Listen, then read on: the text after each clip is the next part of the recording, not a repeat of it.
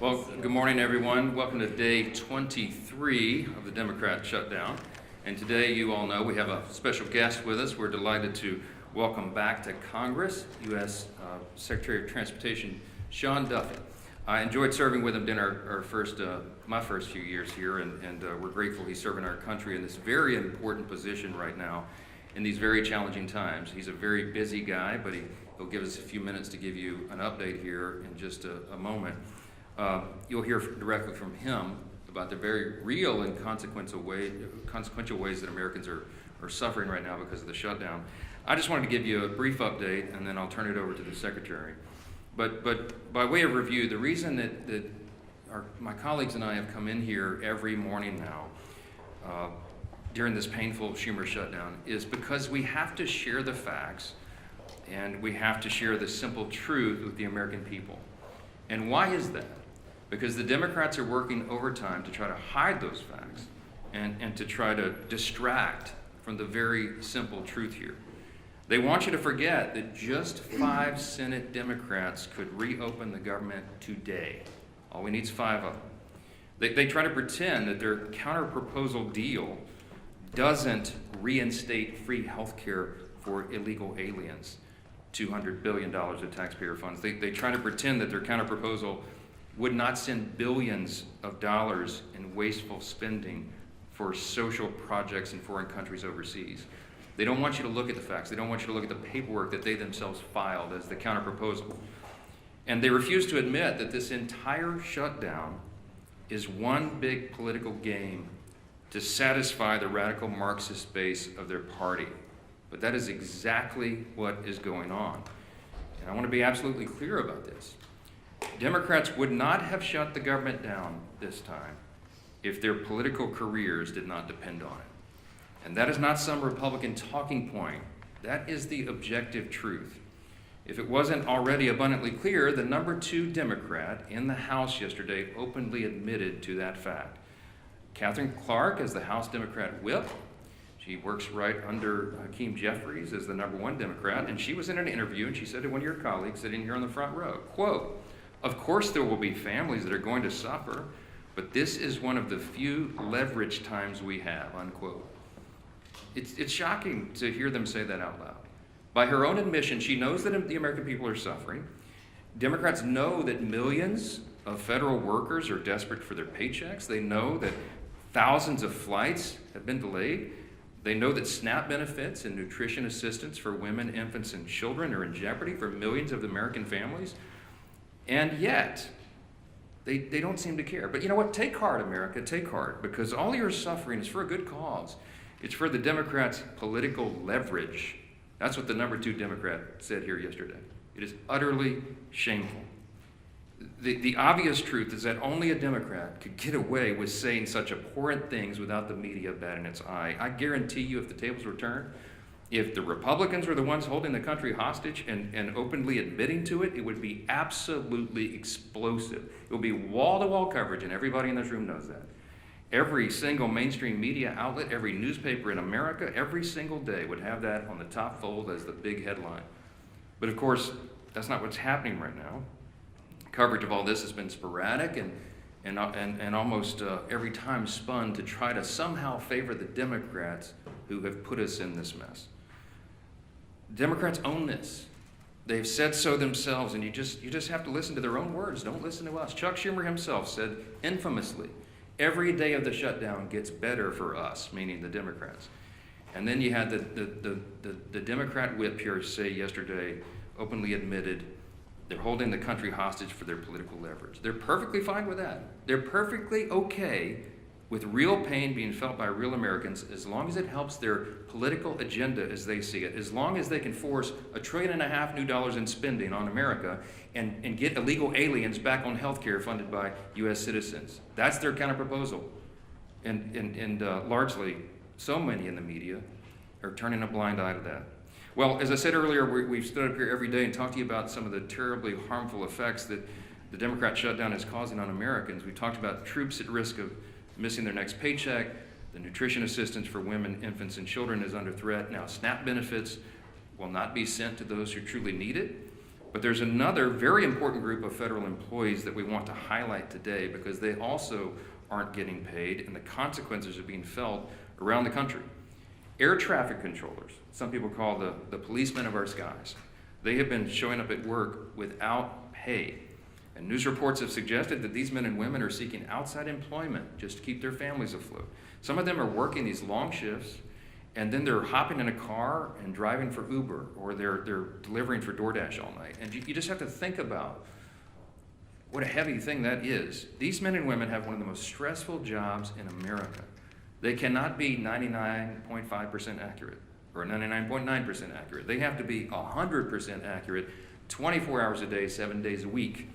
And now they're being forced to work longer hours, take on multiple jobs, and maintain the same level of excellence, again, all while Democrats hold their paychecks hostage. This is what one air traffic controller said in their own words in an article, quote, "The financial anxiety doesn't just hurt morale, it directly affects safety. When someone responsible for thousands of lives a day is worrying about whether they can pay rent or feed their kids, focus suffers. Controllers were already underwater with pay and staffing before the shutdown, and now we're drowning," unquote. As a reminder, and this is pretty ominous, but you remember the article a few days ago where the Democrats were quoted saying they won't reopen the government unless, quote, "planes are falling out of the sky," unquote. We pray to God it doesn't come to that, obviously. But the longer the shutdown goes on, and as fewer air traffic controllers show up to work, the safety of the American people is thrown further into jeopardy. Now, I'm heartened that we have a leader like Secretary Duffy. He has an extraordinary team. We have extraordinary air traffic controllers in this country, and they are maintaining the safety against incredible odds. But right now, there are 13,000 air traffic controllers and more than 50,000 TSA officers who are showing up to work without pay. Our Secretary Duffy is doing a great job to triage this. But he noted that normally just 5% of flight delays are the result of staffing shortages. Right now, that number, at least 2 days ago, was 53%. According to online flight tracking databases, there were 19,000 delayed flights from Saturday to Monday, and an additional 1,600 canceled flights during that same period. That number is only going to increase as the Democrat shutdown continues, especially as air traffic controllers are set to miss another paycheck on October 28th. We are rounding into a holiday season, as we all know, and we're in the middle of the height of the football season. This is peak travel time for the U.S. Hundreds of thousands of Americans are going to travel to football games this weekend, for example. And if the current trajectory continues, many Americans could miss watching their favorite teams and reconnecting with friends and family. So football fans, hey, if you're stuck in the airport this weekend while your favorite team is about to kick off, you can blame the Democrats for that, all right? They own this shutdown and they own the consequences too. So now here to share this firsthand perspective, some of the ways the shutdown is stretching thin American air travel and all of our air infrastructure is our extraordinary Secretary, Sean Duffy. And then after he speaks, you will hear from the chairman of Transportation and Infrastructure, our committee here in the House, our good friend, Sam Graves. Mr. Secretary, thank you so much for your time. Thank you, Mr. Speaker. First off, I want to thank the Republican leadership team and Republicans in the House for your votes to keep the government open, keep the government funded. Usually this is a House problem. It's in the Senate right now. The Senate can't find the votes to keep the government open, and it's Democrat votes. And I thought you made a really good point, Mr. Speaker, that I do think in the Democrat senators' hearts, they want to vote to open the government up. They don't want to hurt the American people. But we've seen they have a radical base, a base that's out of control. And if they vote to open up the government, what's going to happen is they are going to be primaried. They are going to be attacked. Maybe their funding might dry up. And so this shutdown is not about the American people, not about the pain that America experiences because of the shutdown. This is because Democrats are concerned about their own hide, and they've sold the country to the most radical element of their country. And I think that's really shameful. It's too bad.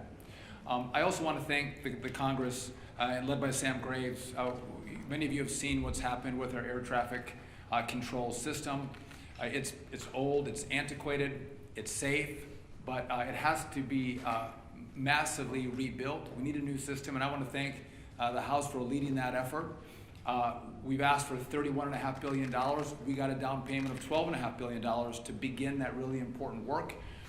Before the shutdown, we have crafted our teams in a way that can keep that work moving forward. It doesn't stop during the shutdown because, again, 6 months from now, you all won't care that Democrats shut the government down. You'll want to know what the results are and the progress of building this new system. So that is still operational.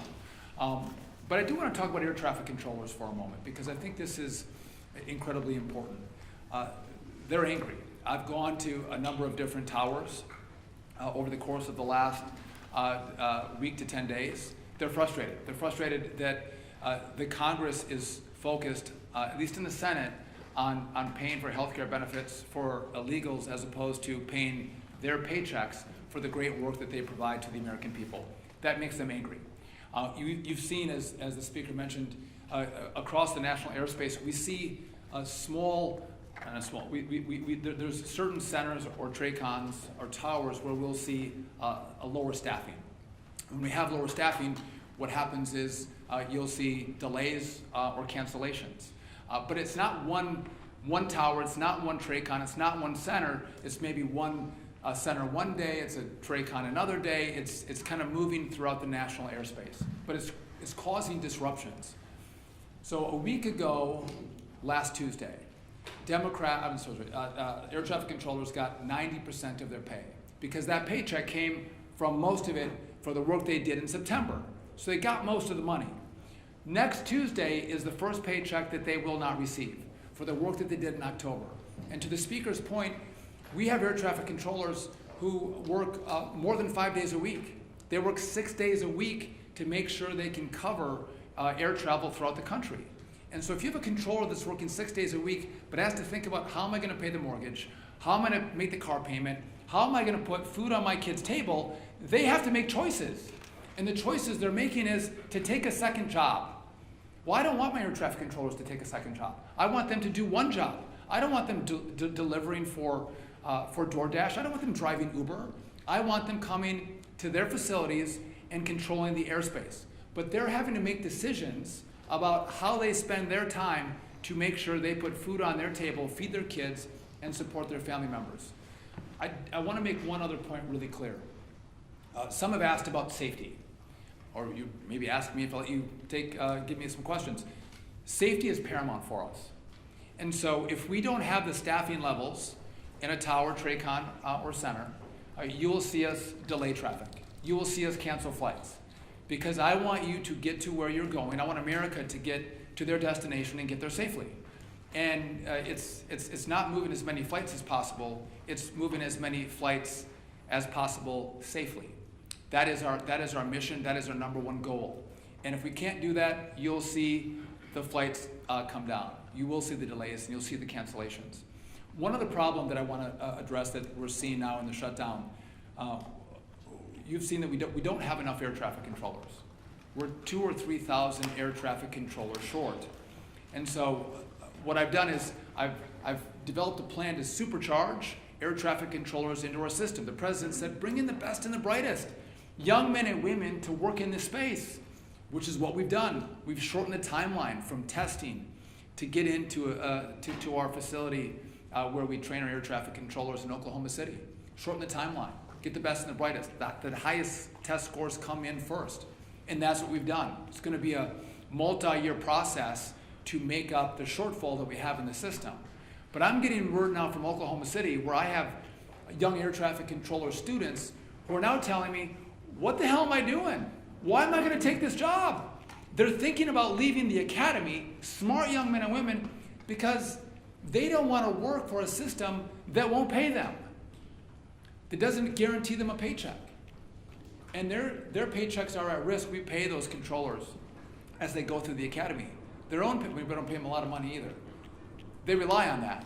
And when that money doesn't come, it creates not just disruptions for when Democrats in the Senate decide to forego the crazy left and actually fight for America. That's problems that ricochet in the months and the years to come. And I think it's important that we tell that story because if we don't, I think that you can give the Democrats a pass. We have to talk about the real consequences of what the shutdown does, talk about who we're fighting for, and why this matters. To, again, open up your government. Open it up. It's easy. And then sit down and negotiate. Have a conversation. But to allow the radical element in the Senate to hold America hostage, I think would be shameful. That's not how we operate. We don't negotiate when that is the structure set by Democrats. So I'm all in favor of making sure this funding comes. Let's open it up. Let's have a great conversation. Let's figure out where we go forward. And I think that would be the most common sense approach. But I'll just tell you this. I want to reiterate, we are all about safety. And we will make sure we work every day on that part of our job. But again, I can't guarantee you that your flight's going to be on time. I can't guarantee you that your flight's not going to be canceled. It's going to depend on our air traffic controllers coming in to work every single day. And again, my message to them is, one, thank you for coming and working. We appreciate that. Come to work, even if you don't get a paycheck. We need you to come to work. But if they do not, we'll know whose fault it is. And I just want to say, as I introduce Sam Graves, Sam has been a champion in the airspace. The industry loves him. No one has done more to drive this reform of how we build a brand new air traffic control system, thinking it through, driving it through the Congress, making the sales pitch than Sam Graves. And I couldn't be more grateful for his friendship and partnership. And so I think Sam is going to go right now. And I appreciate the leadership team here as well. Even guys from Minnesota are okay too. So thank you. Thanks, Mr. Secretary. As chairman of the Transportation Committee, I do want to point out what has already been pointed out, and that is our skies are safe.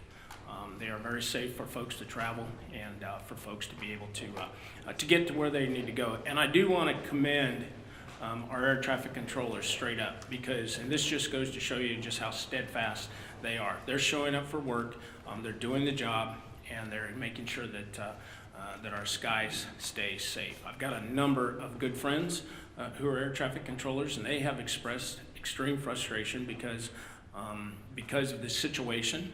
They're worried about getting paid. They're worried about, as was pointed out, meeting that mortgage and being able to make the car payment or whatever the payment is that they have to do, or take care of their family. Something as simple as that. I do want to commend the Secretary and the President for filling all of the open seats at the Academy in Oklahoma City. They hit their quota of 2,000 new air traffic control students that are learning, and I want to commend them on increasing the pay for students going to the Academy. It's needed, and it's also needed to be able to attract the best and the brightest that are out there. As the Speaker pointed out, this is political gamesmanship on Senator Schumer's part, and it's unfortunate that he's weaponizing the air traffic controllers and he's weaponizing families as we go into the holiday season when it comes to those delays that will ultimately probably happen and the cancellations that are probably going to happen. And as the Secretary pointed out, we need to remember who it is that is causing this and why they are causing this. This is political games. All we need to do is pass the clean CR so we can move forward and then talk about these things that need to be talked about. So, thank you. Mr. Leader. Thank you, Sam. I appreciate the job that our chairman of the Transportation Committee is doing. Really appreciate the job that our Secretary of Transportation, Secretary Duffy, has been doing, and especially want to thank those air traffic controllers who are showing up to work. Work that even in normal times is an incredibly stressful job. You know, as you can imagine, at any airport in America, but especially the busy ones, you might have dozens of flights coming in and out every single hour. And their job is to manage those flights so that everybody on those planes lands or takes off safely and gets to their destination safely. That's their job, that's their priority, it's their passion. And yet, when you add to that, again, in normal times, an incredibly stressful job, when you add to that the uncertainty of whether or not they're even going to get paid, while they still have the obligations of paying their house note, their rent, their car note, putting food on the table, adding that extra level of stress to an already stressful job is really straining the system. And so as Secretary Duffy talked about, Some have taken to get second jobs, jobs that take them away from their current job. It's led to flight delays. It's led to real hardships for American families. As we're approaching Easter, Thanksgiving in just a couple of weeks. Imagine you're planning your Thanksgiving vacation to go see your family somewhere else, maybe a kid returning from college to go see their family for the first time in a few months, and you don't know if the flight is going to be scheduled, if the flight's going to be on time, if you're going to be able to make it home. This is unnecessary, and people are starting more and more to ask the question, why is this going on? Why do Democrats continue to vote no? Not on a bill that solves all of our differences, a bill that just keeps the government running, puts the food on the table of those air traffic controllers while we negotiate our differences. That's all we're talking about, a clean CR, a bill that just lets us keep the government running while we still negotiate the big differences we have. And more over the last few weeks, you've heard Democrat senators say it out loud while they're casting no vote after no vote after no vote. Hundreds of times, by the way. Over 600 times, Democrats in Washington have voted to shut the government down. Think about that. Over 600 times between the House vote, the Senate votes over and over again, as if it's just some repetition. All it takes is 5 Democrat senators to have the courage to say, let's just open the government back up again so we can negotiate our differences. But they're starting to say publicly what we've said out here, what they've been saying privately, is they're scared to death of their far left radical base. That's why the Democrats did it. It has nothing to do with policy differences. That's what we can negotiate when the government's open. And everybody knows that. And so why are they doing it? And here we go. And you heard the speaker talk about it. But you had the House Minority Whip. Quote, shutdowns are terrible, of course. There will be families that are going to suffer, but it is one of the few leverage times we have. Leverage. Yeah, sure, they're okay with people suffering, but boy, does it give them leverage. For what? To appease their radical base, to show their radical base they're fighting Donald Trump. So they've made the calculation it's okay to cause suffering to families. Schumer, of course, quote, every day gets better for us. Who's us? It sure isn't the American people. It sure isn't those air traffic controllers who are working 6 highly stressful days managing safely our air traffic control system while then they leave that job to go drive for Uber or for DoorDash. That's not a better day for them, but boy, Chuck Schumer's happy. Bernie Sanders, quote, you reopen the government and we lose our leverage. That's what this whole shutdown is about. Close quote. That's Bernie. Leverage. You hear it over and over again. The American people, especially federal workers, are considered by Democrats to be leveraged, to be pawns in their game.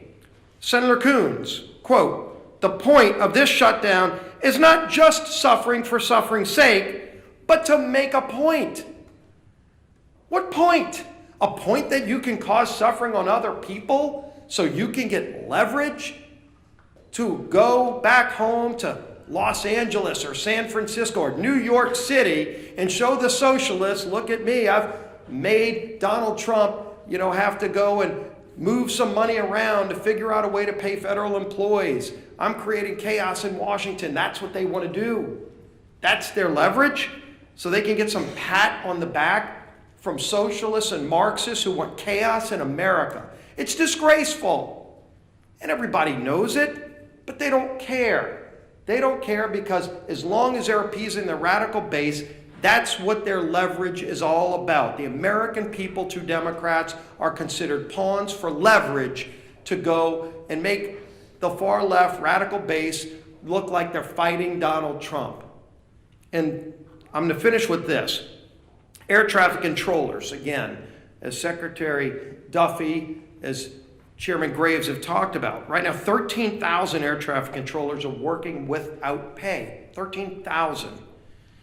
Some of our air traffic controllers who work 6 days a week, or you've heard it, driving Uber, doing all these other things. Nick Daniels, The president of the Air Traffic Controllers Association said, quote, "To think that somehow we can live with, you'll get paid eventually, that doesn't pay the controllers. That doesn't pay the mortgage. That doesn't pay gas. That doesn't pay the food bill." That's the burden. That's the burden, those 13,000 air traffic controllers whose job every day is to keep us safe when we fly on airplanes is. And why do they have that extra stress? Why do they have that extra burden? So that Senate Democrats can feel like they've got leverage over who, over what, to what end. This is madness. There is no end for them. They just think this is some kind of game and the American people are pawns in that game. It's got to end. Our whip, Tom Emmer.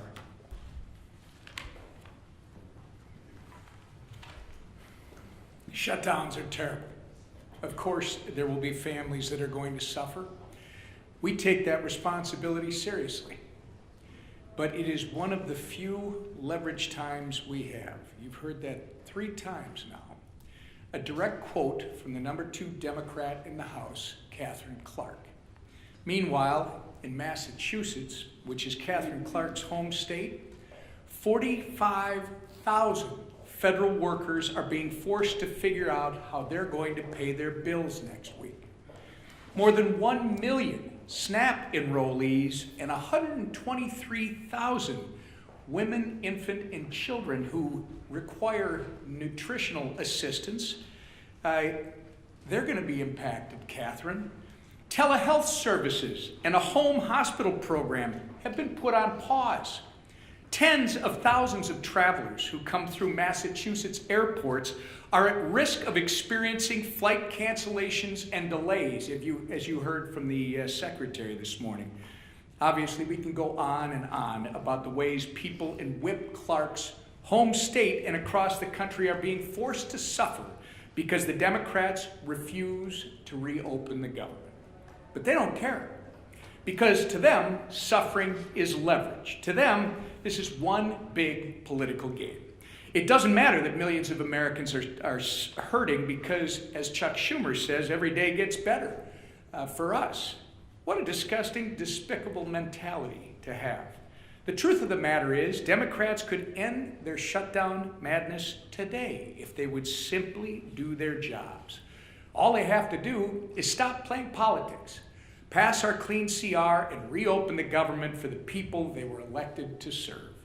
We're going to continue giving them opportunities to do the right and reasonable thing. The question is not whether they are able. The question is whether they are willing. I hope they come to their senses soon. But until then, we're going to hold them to account, and we expect everyone in this room to do the same. Lisa McClain. Thank you, and thank you, Sam, for being here today, and thanks, Secretary Duffy, for being here as well to talk about the reality of the air traffic controllers and the American people. The American people deserve the truth. Republicans are out there serving the American people, while Democrats are using suffering of the American people as leverage. And let me say that again because I believe it is warranted. Republicans serve, Democrats use. And you don't have to take my word for it. I know you've heard it, but I need to say it again because I was on a news station this morning, and when they played Catherine Clark's comments, they're like, the question to me was, why are Republicans so upset about it? Like, that was the why are Republicans upset about it? Everybody should be upset about it. I mean, this is what she said. The second highest ranking Democrat in Congress. This is what she said yesterday. Congresswoman Clark admitted, and I quote, "Of course there will be families that are going to suffer, but it's one of the few leverage times we have." Let that sink in for one moment. They are admitting, she is admitting, yes, American families are going to suffer. But we got to use you as leverage. Let that sink in. Does that not outrage anybody? I'll tell you who it does outrage. The American families that are actually suffering. So let me share this with you. And what I need you to ask them is, what are they suffering for? So what are the Democrats using the American people's suffering for? What leverage are they using that for? Well, let me tell you. To push their $1.5 trillion in wasteful spending, to fund health care for illegals, the Democrats think it's right for the American people to suffer so that we can deliver Sesame Street to Iraq. Sesame Street in Iraq? Democrats, Catherine, she thinks that's all right to have the American people suffer for that. Someone connect those dots for me. I mean, seriously. I hope to God you are asking her why. Because the questions that I get is, why do you think that's bad? Are you kidding me? I mean, we have lost our minds. They've lost their minds. It's disgusting and it's insulting, right? They want to bankroll LGBTQ propaganda in South America on the backs of Americans suffering. Again, let that one sink in. And you know what? That does make me angry. It does make me angry. And it should make all of you angry too. Democrats are squeezing working families just to bankroll their pet projects. Good job of leveraging suffering on the American family. Meanwhile, Republicans are doing what we always do. We're rolling up our sleeves and we're doing the work. Let me give you some examples. Congressman Zach Nunn met with rural health care providers and first responders, right? Remember, the Democrats are the ones that want to repeal that $50 billion for rural health care, right? They talk out of both sides of the mouth. So concerned about health care, but let's repeal the $50 billion back. Okay. Congressman Bilirakis met with troops working without pay and veterans struggling to access services. Dozens of Republicans are back home cleaning up parks, volunteering at food banks, and helping struggling families. The contrast couldn't be more clear. Democrats see suffering as leverage. Republicans see it as a call to serve. So here's my message to Democrats. Stop holding the American people hostage. Stop being okay with Americans' families suffering. Stop playing games. Open up the government. Get back to work. And get back to work to serving the people who actually elected you to do your job. Thank you. All right, a few questions? Manu, go ahead. You said yesterday you were still trying to get the details of this $230 million the president has asked for the Justice Department to pay for his legal bills. Now that you've had some time left to get the details, are you okay with taxpayers potentially being on the hook for that kind of money? I'm not trying to dodge the question. I haven't had time to get the details, okay? That's still on my things to do list. Yesterday was almost literally a 21-hour workday. Yes, sir, back row. There's legislation in the Senate to pay air traffic controllers during the shutdown. If that does pass in the Senate, would you bring the House back to vote on that? And then, absent congressional action, would you work with the White House to find a way to pay air traffic controllers during the shutdown? And where would you pull that money from? Well, let me answer the questions in reverse order. We did work with the White House to get air traffic controllers paid. It's called the Clean CR. We passed it in the House September 19th. By my count, it's 33 days ago. It's been Sean Duffy just said that air traffic controllers are going to miss a paycheck.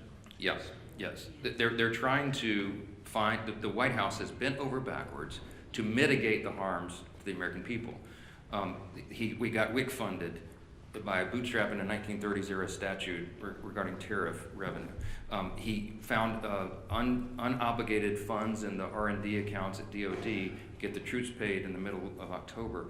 But we're running out of resources. They're running out of creative ideas, and there is not an existing pot of money that could cover the air traffic controllers' salaries right now. And so that is why we have to get the government reopened. Again, every Republican has voted repeatedly to do that very thing, to pay everyone and make all this madness stop. And the Democrats have now voted 13 times to keep the government closed. With regard to your first question, there will be a measure on the Senate floor today that Leader Thune and the Republicans are desperately trying to make sure that all these people are covered. They want all essential workers and all these categories to actually get their paycheck, even if the Democrats keep the government shut down. We are told that the Democrats have vowed to vote no on that measure. So they will not vote today, that's what we understand to be the case, they will vote against restoring paychecks to troops, Border Patrol agents, air traffic controllers, TSA agents, and all the rest. And it's unconscionable to us, but again, it's another step in their political game as they're using all of these people, hardworking Americans and their families, as leverage for their political purposes to cover their own tails with the radical left. Chad? If it's so important to pay the air traffic controllers, you said you want to see what happens to this. Why wouldn't you commit right now and say, we're going to have the House back in session, we're going to vote?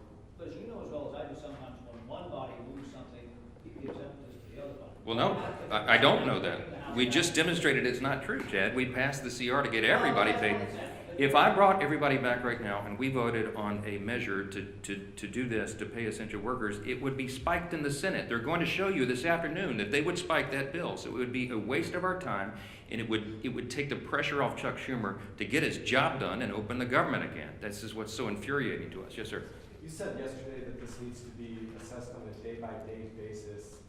Now we're on day 23. Has the needle moved at all during the last 24 hours, and what's it look like the next week or so? Well, look, we do assess it day by day, hour by hour, because if you remember, the original CR was going to extend and allow 7 additional weeks for us to finish the appropriations process to November 21.